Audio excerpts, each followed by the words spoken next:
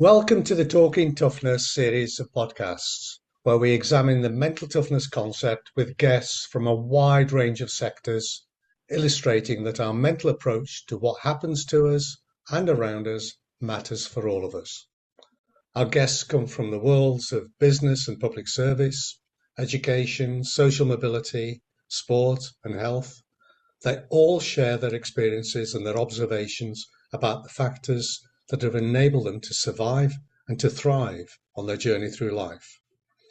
Many guests have gone further and incorporated the concept into what they do as coaches, trainers, managers, and leaders, helping others to thrive in their turn. Their experiences are valuable to those of us who strive to do the same. Our guest today is Nathan Cornwell, who brings a unique blend of expertise and experience to today's topic. Nathan is a business psychologist and senior consultant who supports companies and individuals on how to adopt psychologically based solutions that help to optimize the talent they have. He has a particular interest in employability and career development, and especially in how people who work in new and different cultures can adapt and prosper in settings that are often challenging, unfamiliar, and sometimes exciting. Where once the expat was a rare individual, moving between cultures has now become comparatively commonplace, but it is still a challenging experience. Although here we're talking about a particular issue, the plight of the expat, the lessons and the learning apply to any situation where an individual or an organisation must transition from a familiar setting to an unfamiliar setting. To explore this and more, we welcome Nathan Cornwell to our discussion. Well, welcome, Nathan. How are you today? Yeah, thank you so much, Doug and John. I'm doing very well. I've just got back from the office. It's a nice sunny day here in the UAE, so can't complain. How are you Right. both? Both keeping well? Great, yeah, great. Not quite so sunny in the west of Ireland, but it's not too bad. Yeah. That's it. And we've still got a little way to go before weekends wind down. We're 3 hours behind you, so Yeah, weekend's not quite started yet. yeah.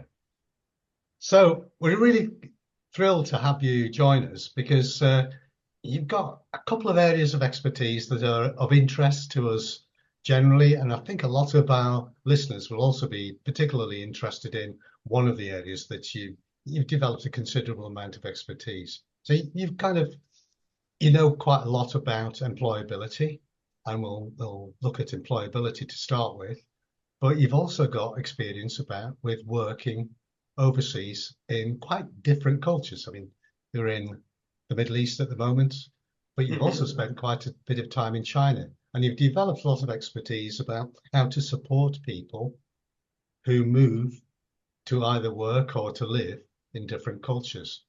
And because that's on the increase, I think that's going to be of interest to a lot of people. Yeah, I appreciate the invite. I'm looking forward to talking about them. So we kick off with employability. We do a lot of work around employability. We talk about employability, but we still get a response sometimes from people who think employability is just the new name for career guidance. So we'd like you to kind of explain what is the difference and why is the difference important, and perhaps why did you show an interest in it in the first place?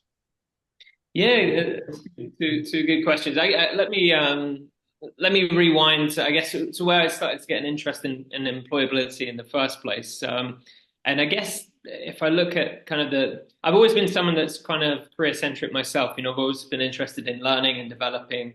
I've always also, wanted to teach others and develop others. I've been a teacher for quite a lot of the last decade, so I've always been passionate about development, self-development in some sense. But during the pandemic, I was in a special situation. I was living out in China, but COVID had begun and I'd come back to the UK and I was working with the British Chamber at the time. And the situation was that a lot of UK universities weren't able to support a lot of their Chinese students at the time. A lot of them had gone back to China for Chinese New Year. So they kind of become stranded a little bit. And, we didn't know how long the pandemic was going to last for. So at the British Chamber, myself and some colleagues thought of this marvelous idea to put together an employability month, which is where we could support these Chinese students that were able to come back to university in the UK. But likewise, a lot of the UK universities weren't able to support them. So this university month was aimed at these Chinese students that come from UK universities, and we wanted to support them as best as possible. So we ended up connecting with a lot of UK universities, kind of establishing what were the things that they needed help with most. A lot of it was around job fairs because you couldn't hold one in person in the UK. But at the time, China was quite safe or safe-ish. So we were able to actually host in Beijing a job fair. And I was part of kind of helping organize some of the employers that would attend that, even though I was in England, everything was online at the time, so I could do. But also we put together various workshops that could help support some of these students. A lot of it was around soft skills, kind of presenting yourself, leadership, communication. We did one around charitable employability, so how to become more employable through working in charities and getting that work experience. So just during that whole kind of month and kind of the months leading up to that, I became quite passionate about the topic of employability. Following on from that, I'd been doing a lot of development programs with the British Chamber as well. We had one that was quite successful called the Young Professional Development Program. Again, sort of teaching different soft skills and working with some of these top organizations to help young professionals develop in their careers. So that was, again, another employability aspect that I became interested in. And then I guess it started to peak when I went and studied organizational psychology, which is something that I do now. And one of those aspects of organizational psychology is around employability. So kind of, I guess, leading into your question, one of the things that we learned and studied about was what are the differences in terms of the perspectives on employability, because I guess it depends who you're asking when you're trying to think about what employability is. So if you go to a government level or kind of that high level, governments just kind of want to know in sort of black and white terms how many people in the country are being employed and how many are not being employed, because obviously that sort of drives GDP in a sense, and also it kind of identifies where them areas are that people need supporting in. If you look at the universities, they might define it in a sense where how many people are leaving university and getting into jobs. That's their ROI, if you like, and that's something they can advertise a lot about. When it comes to that individual themselves, though, and I think this is more of a modern view of employability, they're wanting to know not just where they can find and sustain themselves in work, but where to find enjoyable work and where to find a meaningful job. And that's where my passion now lies, because one of the things I like to do and support expats with is finding workplace success. And workplace success for me and employability is finding a job that you're satisfied in, that you're thriving in. And I think that's something that is left out of the other definitions, and that's really central to kind of that individualistic employability aspect. So the difference between that and I guess careers advisory is that someone in the careers advisory role might be supporting how to find a career, or might be supporting you finding and establishing a career. But I think employability, especially in that initial sense, is actually finding something that you're enjoying. It's quite central to you as a person, and it's about you finding that purpose in a career, if that makes sense. It does, but there's another dimension, though, isn't there? The employer. Employability means something to the employer. Yes, and that's the thing that's actually, it has to connect with all the others as well, doesn't it? Absolutely, yeah. That's the one I left out. I meant to talk about that one as well. I guess from the employer's perspective, I've also done a lot of research on kind of what they're looking for. And one of the things that, again, working at a personality assessment company, we learned about is kind of those traits and aspects that predict, hard work and kind of performing well in the job. So, things around conscientiousness, things around kind of how you have that work ethic to perform well. That's what they're looking for. They want somebody to come into the role, perform well, be trustworthy, reliable, get along with others, perhaps lead a team and be ambitious. Again, it depends on organization to organization, but certainly they have their own view of employability as well. Yeah, I'm really interested in that kind of like an ecological system, really, of kind of the broad government down to the individual. Because because having spent this is my 19th year as an academic, so in university and stuff, and I I'm never that convinced that as a sector, as an industry, that we do employability very well at all, which, I mean, for university is not a great statement. Mhm.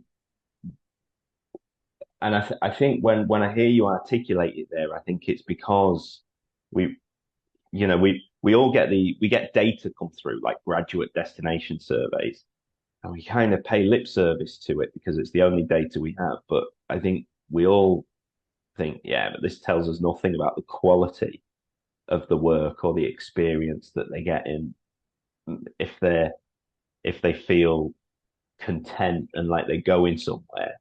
It just tells us they've got a job and perhaps a wage bracket, which is highly variant depending on the sector. So, with that in mind, what distinguishes from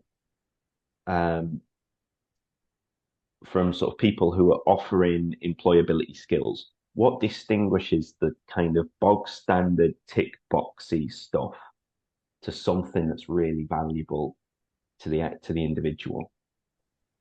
In terms of those that are supporting individuals looking for Yeah, jobs. so when you talk about like sort of delivering programs in employability and stuff like that, what is it that makes a useful Mhm. program?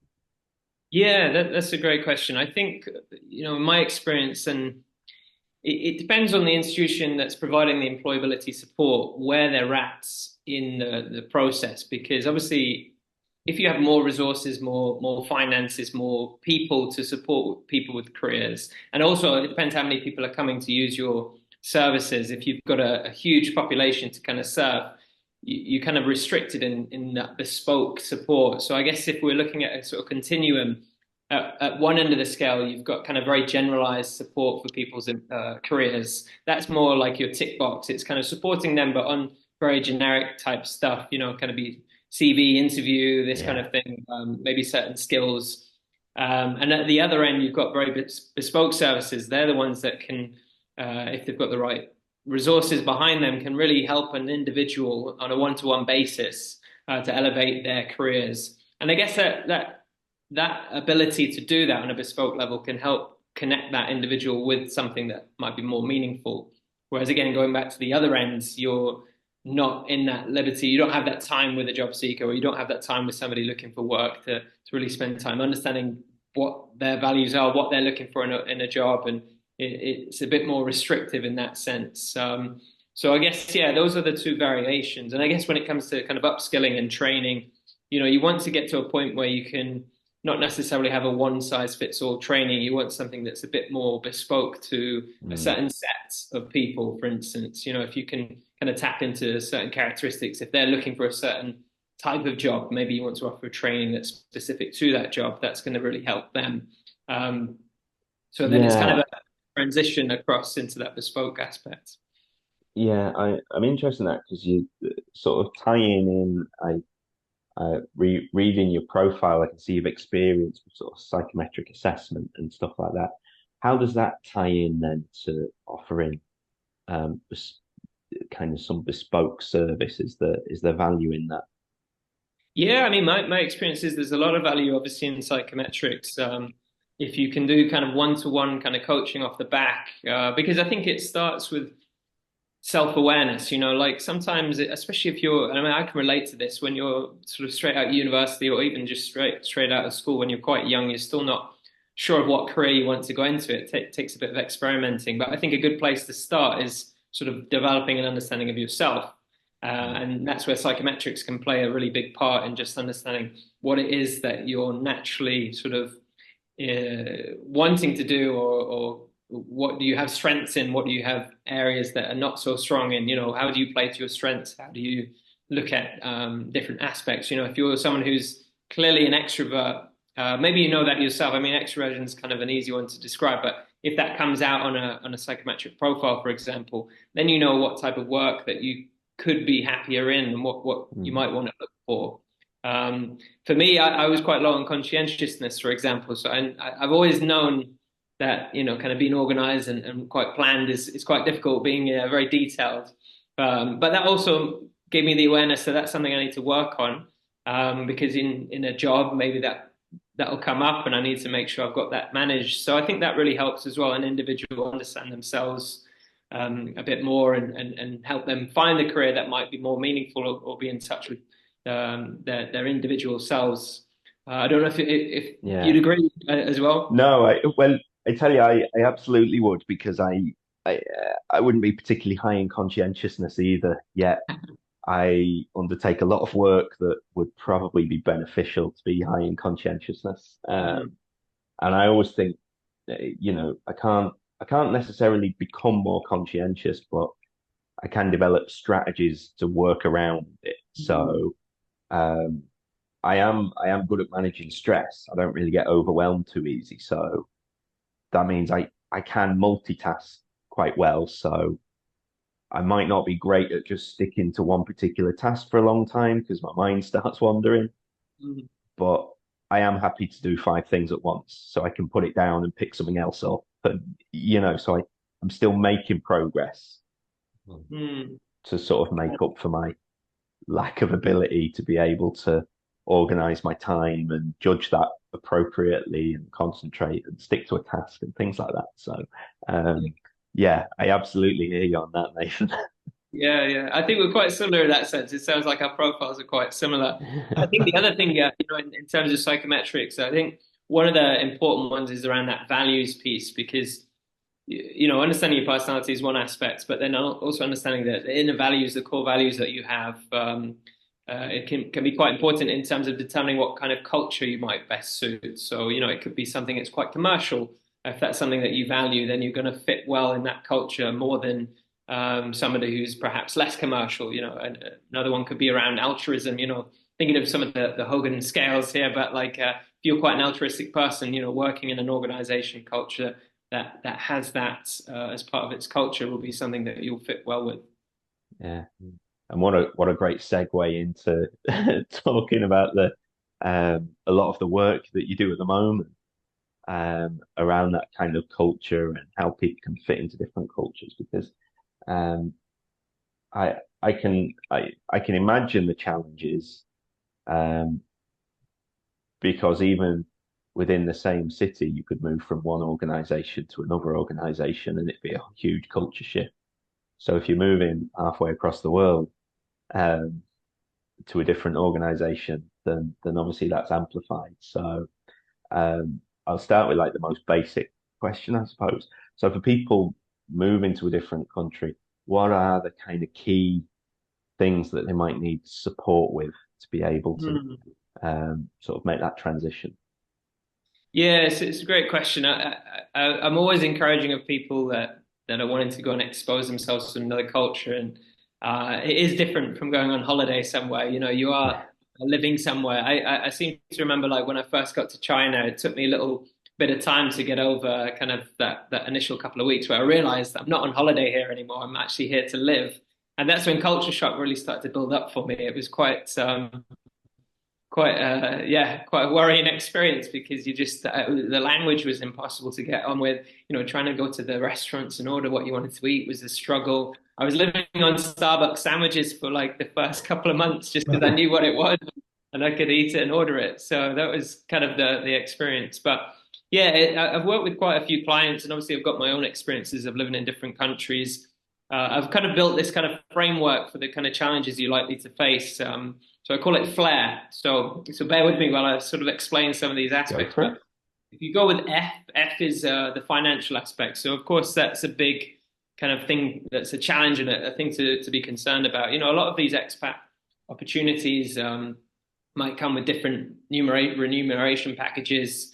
But there's so many other costs that you have to kind of associate with that move. Some that the company might help you with, some that they might not, and trying to get that clarity is important, especially when you get to the country and then you have to find somewhere to live. And it can be a real torturous process, to be honest. I know a lot of places, especially when I went to China again, you had to have, it was about 5 months rent, prepped, ready to go. And At the time, I didn't have 5 months rent, so I was like trying to find Airbnbs to kind of get me by before I got my first check, and yeah, it was quite stressful. And because of that, you don't settle into your job well enough because you're always on the Mm. move and you're living out of a bag essentially. So it was quite hard. So yeah, finance is one of the biggest challenges. Not just going, but also coming back, of course. The second thing is logistics. So by that I mean just the moving aspects, especially if you've got a family. I mean, I've always moved as an individual, so I guess it's a bit easier to do that. But again, I've never owned my own house in the UK because I knew I was always on the road. You can't settle anywhere. You've got nowhere to put your stuff. So yeah, it really minimalizes your life in a certain sense. So it becomes a bit of a challenge in itself. The next one is acquisition. So it's more the acquisition of knowledge. You're learning about what the culture's like, also learning about the organization and learning about how to embed yourself within that culture. And that can be quite either a fast or slow process for another number of reasons. It depends what culture you're going to. Going from the UK to China is quite a challenge. Trying to get up to speed. I don't think I'll ever get up to speed with that culture. To be honest, I did my best for 6 years, but it's just so far removed from the UK that it was quite a challenge. But going somewhere else, I mean, South Korea, I lived there for a while. That was slightly easier just because it's a bit more westernized and it's got quite a big, heavy American influence in certain cities, at least where I was living. So that was a bit easier to integrate and acquire the understanding of the culture. The next one is the I. So I call this kind of the interpersonal aspects or the inner emotions, because it's a very emotional experience, moving from one culture to another. You've got plenty of lows and plenty of highs. When you first get to a place, it's kind of, especially if you're like me, enjoy traveling, it's very inspiring. Everything's new and interesting. You're meeting new people. It's quite, it gives you a lot of energy, but at the same time, there's a lot of anxiety there, a lot of frustrations, especially when you're trying to order food in restaurants. And you get nervous about certain situations. You don't know how to carry yourself sometimes. You don't know what the cultural norms are. I've kind of gone through this whole process once again when I've sort of moved to the UAE several months ago. And then the last one is about relationships and roles. So it's kind of like two R's really, but relationships, the ones back home with your family, keeping in contact with friends and family back home is really important. And it's a key challenge to try and navigate because I spent 2 years at one point in China without being able to leave and come back home. And so when I eventually did, you go back into with your friends and family like as if things hadn't changed, but you've also missed out on a lot of stuff. They're talking about stuff that you weren't around for. They're joking about things that you weren't around for. So it's trying to get back up to speed, and obviously keeping in touch with them is really important. It's also relationships in the office.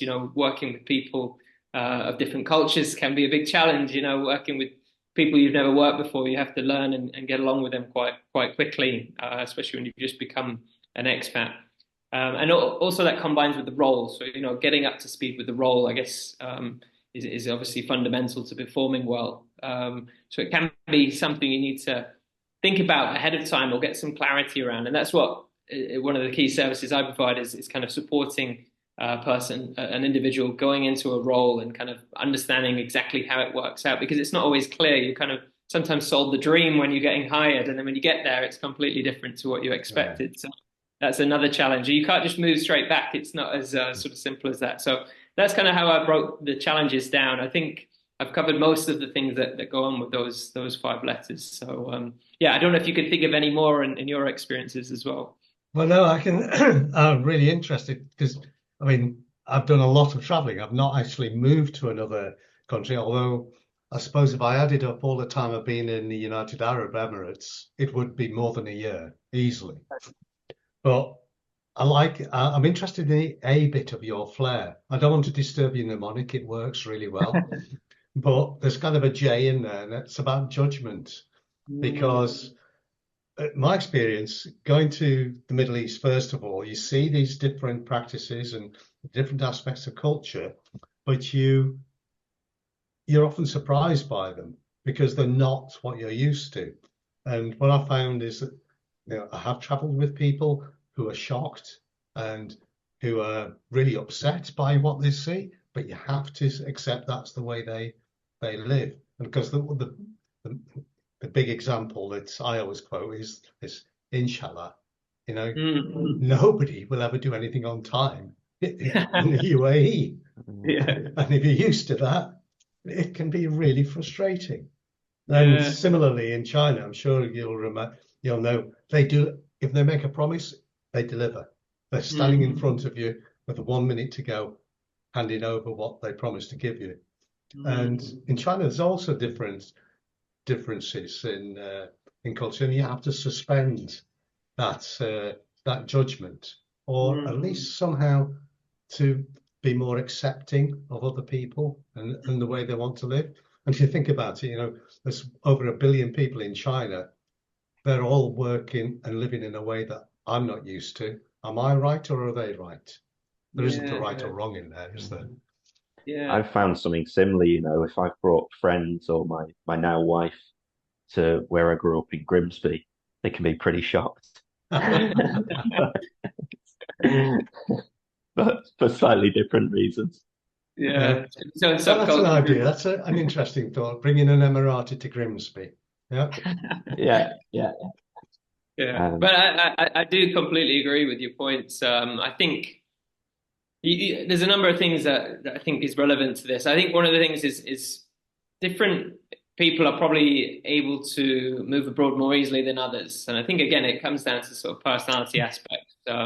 I think I've looked at some of the research that has shown like extroversion, for example, is a good predictor of being able to assimilate into another culture, because extroversion relies on, getting out there, getting to know people. And I guess that's one of the big emotional challenges, especially if you move on your own, is loneliness, combating that. So if you're someone who's easily, can get out there and meet different people, they can kind of combat that much more easily. I think the other ones are things around openness, obviously being a bit more curious about the world and being able to embrace, different cultural differences is really important in sort of that expat success. So kind of like reflecting on that, that's where kind of these cultural differences come in, because if you're someone that's high in openness, you're able to sort of get on with different cultures and sort of embrace it as quite an intriguing experience, then you're more likely to have some success there. And as you say, sort of take some time to stand back and sort of see how people are doing things and try to learn from that. Because going through these different cultures that I've lived in, you can see that everything's been done in slightly different ways. I think, as you say, time is a huge one. Different cultures have this different perception of time, and I'm sure a lot of the audience can probably understand that, in South America, for example, time is treated a lot more differently to in Germany, right? This stereotypical kind of very punctual culture. And so, in China, it was much different. Here, things are a lot different. So that's just one example. I think, again, I was speaking to another sort of expat yesterday. We were talking about different organizational structures. You've got kind of quite hierarchical structures versus those that are a bit more flatlined. And I think, from what I've seen here, it is quite hierarchical. It's similar to China in a way. You've got your boss and they're heavily respected and their decision can go. And you shouldn't necessarily always challenge your boss. Whereas in the West, we're sort of encouraged at some points to challenge your boss. And it's a bit flatter, there's no sort of, you're not criticized for challenging your boss. So that's something that, if you're just coming into the country and you don't take that time to take a step back and you start, conflicting against these social faux pas, then you're going to find yourself in hot water quite quickly. So it's about taking a step back, as you said, Doug, and just sort of seeing and judging what the lay of the land looks like. And over time, you start to pick up, what these social cues mean and how to act in certain ways. I learned the thing about time quite recently. I was always turning up to play football on time, like 10 minutes early. And then I realized we weren't kicking off till, 15 minutes after the time we'd planned. So now I turn up sort of 5 minutes before, 15 minutes after the time we planned. So I'm now sort of on time in local terms. So that's my sort of strategy for dealing with these aspects. Yeah, that's really interesting. I mean, I think your flair mnemonic works very well. The challenge is as more and more people are sort of working overseas, how are they supported or guided to consider the components of flair? The reason why I asked that is we did a project in Abu Dhabi maybe about 6 or 7 years ago, and it was with recruiting teachers, which is a perennial issue in the UAE. They recruit loads of teachers, and the organisation we were working with is a school network, an Arabic school network, and they said that they lost 40% of their teachers within a year of recruiting them, and it was all to do with culture shock. Yeah. And you know, you think, well, why aren't you preparing people better? You know, we were suggesting doing preparatory sessions back in the UK and in North America. No, they weren't interested in that. They were telling their agencies to recruit 50 teachers. Got 50 teachers, we'll bring them in. And it was almost as if, well, are they the right teachers didn't matter. So there's two sides to this, isn't it? There's the individual preparing, but also there's the employer or the organisation that's bringing the expat into this new culture. They need to do more. Yeah, couldn't agree more. I've worked in several companies now, and there's no company that, well, there's a lot of variance in this. There's some companies that do it very well in terms of kind of embracing you and supporting you and getting you up to speed, and then there's some that just are completely kind of hands off and sort of leave you to your own demise. There's almost an expectation that you get up to speed as quickly as you can, you know, yourself, and obviously that adds a lot of pressure, especially when you've been hired as an expert to come to another country as a foreigner, and you're expected now to sort of just go, you know, on the ground and start running. So yeah, absolutely, there's an individual aspect, but there's also an organizational aspect. And my view is that organizations can do a lot more to support the individual. And there's kind of 4 stages where I see this happening. So there's kind of the preparation phase. So when somebody's in their home country and getting ready to come abroad, you know, what I've seen a lot of is kind of offering someone the job and then just being sort of processing the visa, but not having any communication with that individual. And that visa process can take a few months. And at the time, you know, you kind of forget that individual's got to then say goodbye to his family, his friends. He's got to pack up, move things. You know, he's going through a lot of stress already just in that phase before getting to the country. And when you get to the country, then you've got kind of this onboarding phase. You know, everything's very new. You might be jet lagged. You know, sometimes, and I've had this a lot, where you arrive in the country and the same day you're due at work. So you haven't even got time to sort of adapt to the time zone. You know, you're expected to get straight into the job. And obviously you're meeting new people at the time. You're in a different culture, so everything's a complete shock. You know, your senses are all over the place. So, you know, having some support packages around that onboarding process. And what I've seen a lot of HR do is that they're quite good at, you know, some of the logistical aspects of maybe the cultural do's and don'ts, or kind of where the local shop is, the bank is, you know, these type of things. But they're not so good maybe at helping with those deeper issues. You know, how do you combat loneliness? You know, how do you combat all this pressure that's going to come at you? Because for a lot of people going as an expat, especially for the first time, you don't know how you're going to react to this added pressure. And I think if you brought your family with you, you know, you've got a little bit of guilt maybe that you've got them all the way to another country. You've got to make it work now because you've uprooted everyone to come with you. So there's like heavy pressure on you in that sense. There's another phase I call kind of the performance phase. So after you've kind of got over these aspects and perhaps combated culture shock, you've got to get up to speed. And that's where you're having to deal with these workplace issues that occur in every organization, you know, dealing in teams, you know, dealing with leadership. But I think they're especially difficult in an expat organization, especially when you've got different nationalities and these different cross-cultural differences, as we've sort of discussed. So overcoming these are another aspect. And I think the one aspect that a lot of companies don't really think about when they're supporting expats is the last phase, which is the repatriation. Now, this depends on the organization. You know, if they're planning to employ that individual back in the UK, for example, if it's an MNC that have got a building that's in the UK and they're keeping that person within their organization, it's really important to help them repatriate and reintegrate, you know, back in their local culture again. It sounds quite absurd, but you have to have that reacculturation process. And obviously you have to get the colleagues that are there already to kind of absorb this new person back in, and also take the lessons learned, because that's what one of the key things about sending someone abroad is to to get them upskilled and get them in a new culture and bring all this knowledge and value back to the organization. But if you're not willing to sort of help them land back in the UK again, then they're going to probably leave and go to another organization, losing all of that skill.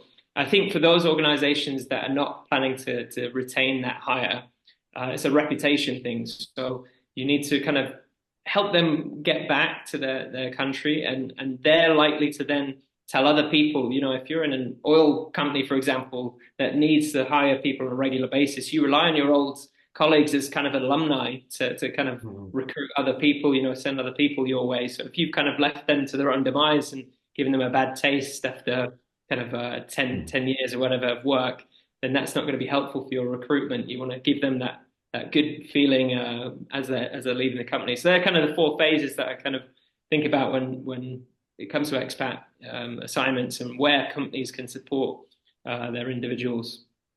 Well, that's very thoughtful, the 4th phase, because quite interestingly, we've been talking to the US Army, and the US Army has lots of soldiers, or personnel, should I say, stationed in Europe. And very often they're stationed in Europe for years and years and years, like 15, 20 years, and they live on camps. They don't even, if you're stationed in Germany, you might go to a German bar once in a while, but most of the time you live on the camp.